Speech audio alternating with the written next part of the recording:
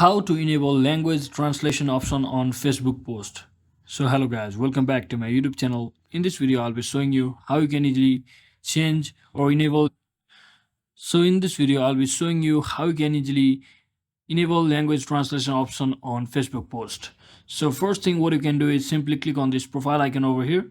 Just click on this settings option over here as you can see, or you can also scroll all the way down and click on this settings. It's the same thing. So once you're inside your settings, scroll all the way down under the preference section, you will be seeing an option called language and region. So just click on it, and once you're inside here, you will see the second option, that is language into which you would like to have your post translated into.